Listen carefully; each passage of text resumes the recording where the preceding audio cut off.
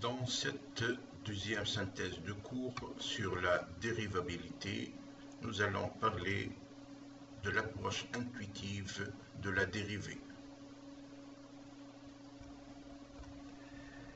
Approche intuitive de la dérivée. Considérons la courbe représentative CF de la fonction f de x continue et dérivable sur son intervalle de définition I. L'observation de la nature de cette fonction, ainsi que de sa courbe représentative, nous montre que, quel que soit le point que l'on choisit sur la courbe CF, on peut toujours tracer la tangente à CF en ce point.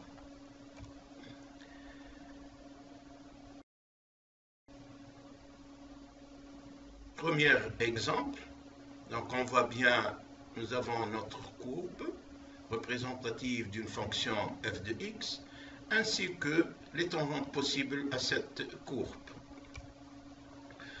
Deuxième exemple, la courbe CF de f de x et les tangentes possibles qui peuvent être tracées à des points différents de CF. L'animation suivante montre pratiquement cette observation pour les cas de f de x égale ax au carré plus bx plus c et f de x égale à a sur b de x. B et x étant différents de 0, bien sûr. Vous pouvez voir cette animation en suivant le lien ici. Cette animation graphique concerne la détermination de la tangente à la courbe représentative d'une fonction du type f de x égale ax au carré plus bx plus c au point de tangence pt de coordonnées xt et yt. Nous avons la possibilité de faire varier les valeurs des coefficients a, b et c, ainsi que celles de l'abscisse du point de tangence pt, c'est-à-dire xt. Différentes valeurs se trouvent ici. La fonction générale f de x, la fonction dérivée, l'équation générale de la tangente, l'équation de la tangente au point pt, le coefficient at, le coefficient bt et le point de tangence pt.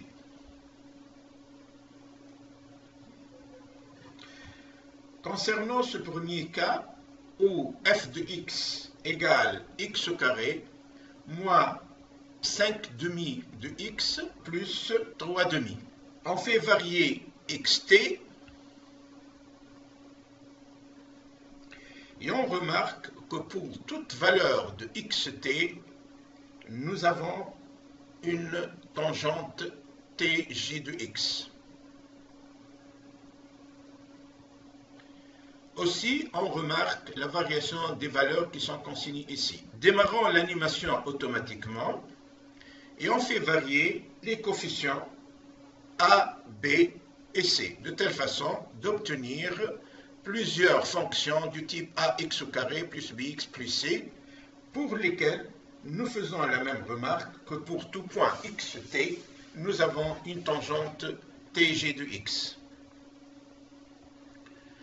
Ka égale à 3, donc regardez comment la courbe change, et on a toujours la tgx à un point au point pt de coordonnées xt et yt. A est négatif, donc la forme qu'on change aussi. On fait changer la valeur de b, on voit comment la courbe change.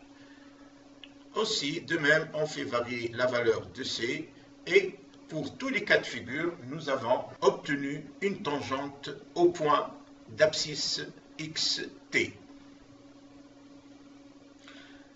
Avec cette animation, nous traitons de la détermination des tangentes au point xt des fonctions du type a sur bx, avec bien sûr b et x différents de 0.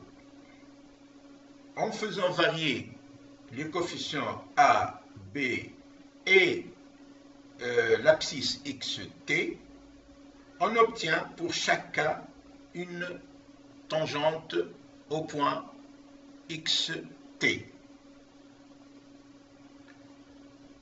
Faisons varier automatiquement xt, donc on observe la variation de la courbe f de x et le positionnement de la tangente par rapport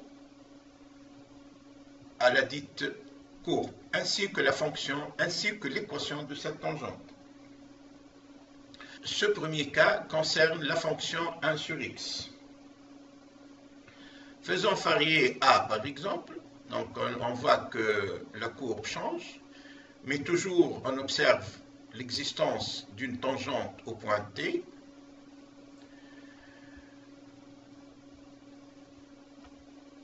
De même pour B.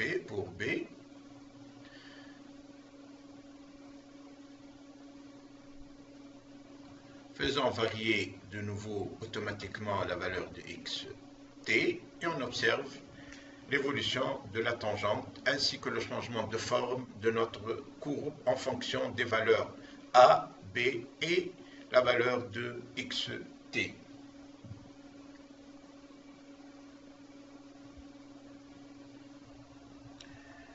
Remarque, si CF de f de x est croissante, c'est-à-dire x1 supérieur à x0 et fx1 supérieur à fx0, la tangente en x1 est dite montante. Si CF de f de x est décroissante, c'est-à-dire x1 supérieur à x0, mais f de x1 est inférieur à f de x0. La tangente en x1 est dite descendante. On appelle dérivée de f de x en un point A le coefficient directeur de la tangente à la courbe représentative de f de x en ce point A. Si le coefficient directeur d'une tangente à une courbe de fonction f de x en un point A est positif, c'est-à-dire le coefficient directeur est positif, cela implique que la fonction est croissante. Par contre, si ce coefficient directeur est négatif, la fonction est dite décroissante. Ce qu'on retient de ces remarques, le nombre dérivé d'une fonction f de x en un point A renseigne précieusement sur le comportement local de la fonction. En effet, il est la mesure algébrique de la variation de f de x en fonction de la variation de sa variable. Première illustration graphique. Considérons la fonction décroissante f de x que nous représentons ci-après. On a la fonction décroissante f de x et prenons en considération les points x01, x11, x02 et x12 et leurs images respectives par f de x. Deuxième illustration graphique, nous considérons une fonction f de x croissante. La voici, c'est une fonction croissante. Et on prend en considération les points x01, x11, x02 et x12 et leur image par la fonction f de x. Analyse. Vérifions les vitesses de variation de f de x en fonction de la variation de sa variable x en deux régions différentes de sa courbe représentative que nous venons de considérer sur les illustrations graphiques, c'est-à-dire la zone x0, x01, x11 et la zone x02 et x12. Pour voir la dite vitesse de variation entre deux points de CF, utilisons la formule f de xa moins fx0 sur xa moins x0. Analyse cas de la fonction f de x décroissante. Premier cas, x01 égale à 1 et x11 égale à 2. Donc, x11 moins x01 égale à 1. f de x01 est égal à 4. f de x11 est égal à 1,46. Cela veut dire que f de x11 moins f de x0 égale moins 2,54. Donc, f de x11 moins f de x01 sur x11 moins x01 est égal à moins 2,54 sur 1 égale moins 2,54. Deuxième cas, x02 égale à 6 et x12 égale à 7. Toujours x12 moins x02 égale à 1. f de x02 égale à 0,5. f de x12 égale 0,42. Donc, f de x12 moins f de x02 égale moins 0,08. Le rapport f de x12 moins f de x02 sur x12 moins x02 est égal à moins 0,08 sur 1 égale moins 0,8. À retenir de cette analyse, f de x1 moins f de x0 est négatif pour les deux cas, ce qui confirme la décroissance de CF de f de x sur les deux intervalles considérés. Pour deux valeurs x1 moins x0 identiques, correspondent deux valeurs f de x1 moins f de x0 différents, montrant une décroissance plus importante au premier cas qu'au deuxième cas. Rappelez-vous le graphique numéro 1 concernant la fonction décroissante.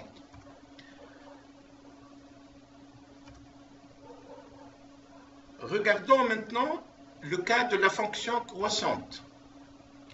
Premier intervalle, on a x01 égale à 2 et x11 égale à 3, donnant x11 moins x01 égale à 1. Et f de x01 égale 0,17, f de x11 égale 0,05, c'est-à-dire f de x11 moins f de x0 égale à plus 0,33. D'où le rapport f de x11 moins f de x01 égale sur x11 moins x01 égale à 0,33 sur 1 égale plus, bien sûr, 0,33.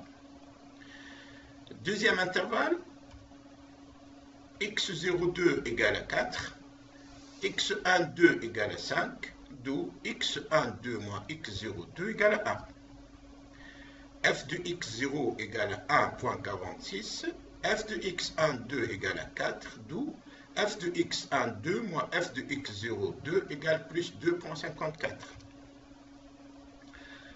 Le rapport f de x12 moins f de x02 égale à x sur x12 moins x02 égale plus 2,54 sur 1 égale à 2,54. Ce qu'il faut retenir de cette analyse, que f de x1 moins f de x0 est positif pour les deux cas, ce qui confirme la croissance de CF de f de x sur les deux intervalles considérés.